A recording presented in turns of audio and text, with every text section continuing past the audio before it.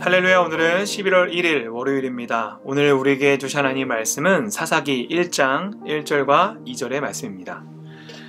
여호수아가 죽은 후에 이스라엘 자손이 여호와께 여쭈어 이르되 우리 가운데 누가 먼저 올라가서 가나안 족속과 싸우리이까? 여호와께서 이르시되 유다가 올라갈지니라. 보라, 내가 이 땅을 그의 손에 넘겨 주었노라 하시니라. 아멘. 이제 11월부터는 새롭게 사사기가 시작됩니다. 오늘은 바로 그 시작하는 날이기도 한데요. 우리가 이 사사기를 시작하면서 알아두면은 이 사사기를 더 재밌게 볼 수 있는 몇 가지를 좀 살펴보고 우리가 사사기를 시작하면 좋겠습니다. 먼저 이 사사라고 하는 말은 우리나라 말에는 잘 쓰지 않는 말이기 때문에 생소하지만 이 사사라는 말은 기본적으로 재판관이라고 하는 말이 있습니다. 그래서 어떤 성경에서는 이 사사기를 판관기라고 번역하기도 하죠. 하지만 조금 더 좋은 번역은 영적 지도자, 군사 지도자라고 하는 뜻도 있습니다. 그래서 실제로 사사기의 내용을 보면 사사가 재판하는 내용들, 그리고 군사 지도자로서 함께 지휘하는 내용들이 주를 이루고 있습니다. 그리고 이 사사들은 자신들의 본래 직업이 있었고요. 그러다가 자신의 민족이 위기에 처하게 되면은 사사로서 영적 지도자로, 군사 지도자로 책무를 다하는 것이 일반적이었다고 합니다. 이 사사기가 쓰여지던 상황은 여호수아가 죽고 난 후에부터, 그리고 왕정시대, 사울로 시작하는 왕정시대 전까지가 바로 우리는 기본적으로 사사시대라고 말하고 있습니다. 하지만 이 사사시대는 정말로 많은 타락과 부패가 있던 시기였고 많은 전쟁들이 있던 시기였습니다.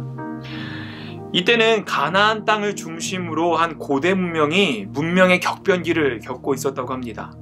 청동기가 끝나고 철기로 넘어가면서 누가 철기로 빨리 넘어갔냐에 따라 그 가나안의 패권 장악할 수 있는지가 바로 중요한 상황이었던 것이죠. 그래서 그 당시 가나안과 자주 전쟁을 하고 대치를 이루었던 블레셋은 일찌감치 철기 문명을 가지고 있었습니다. 하지만 반면에 가나안은 그냥 좀 느슨한 지파 연맹 공동체였죠.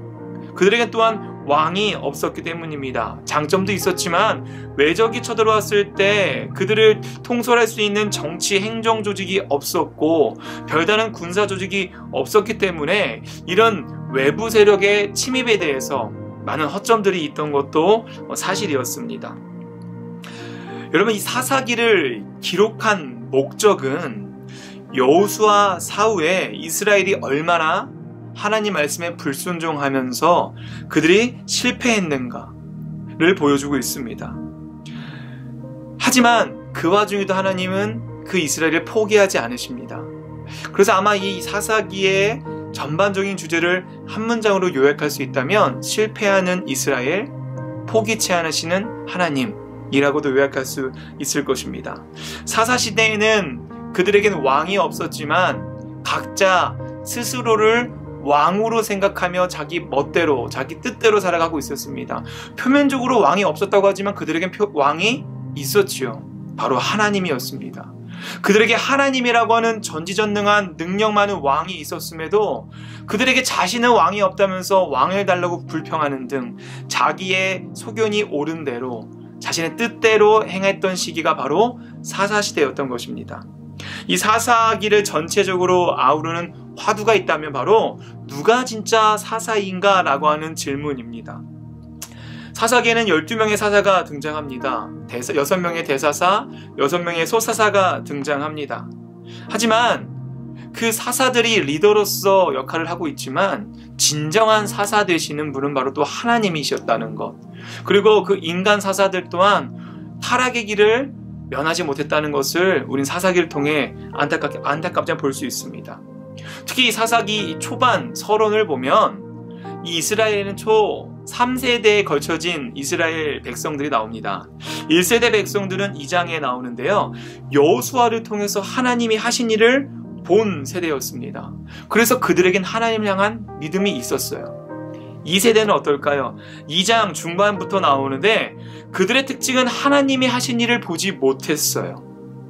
여호수아 사후에 늦게 태어난 이들이어서 하나님이 하신 일을 보지 못했기 때문에 하나님을 믿지 않았습니다.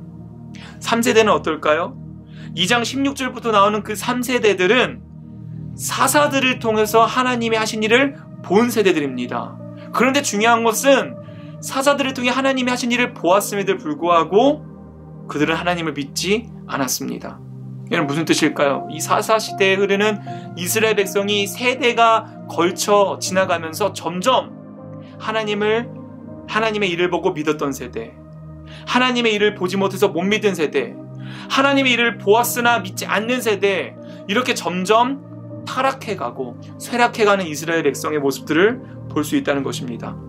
그래서 이 사사기에는요, 범죄, 진노, 압제, 탄원, 구원, 재범죄, 이 패턴의 형식이 6번이나 반복이 됩니다.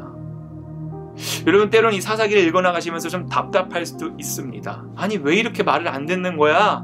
왜 이렇게 불순종하는 거야? 라면서요. 하지만 중요한 것은 이 사사기를 보면서 그 이스라엘 백성들의 삶을 때로는 우리들에게 한번 대입해보면 좋을 것 같습니다. 때로는 우리들 또한 주님의 말씀에 불순종하고 주님의 뜻대로 살아가지 않을 때가 있지만, 이 이스라엘 백성을 포기하지 않으신 하나님이 하나님의 일을 행하신 것처럼 그런 우리에게도 기회를 주시고 우리의 삶을 인도하시고 우리를 돌이키시고자, 우리를 회개하게 하시고자 우리에게 말씀하시는 그 하나님의 마음을 이 사사기를 통해 발견하시길 간절히 소망합니다. 기도하겠습니다. 하늘에 계신 우리 아버지여, 이름이 거룩히 여김을 받으시오며 나라가 임하시오며 뜻이 하늘에서 이루어진 것 같이 땅에서도 이루어지이다. 오늘 우리에게 일용할 양식을 주시옵고 우리가 우리에게 죄 지은 자를 사하여 준 것 같이 우리의 죄를 사하여 주시옵고 우리를 시험에 들게 하지 마시옵고 다만 악에서 구하시옵소서. 나라와 권세와 영광이 아버지께 영원히 있사옵나이다. 아멘.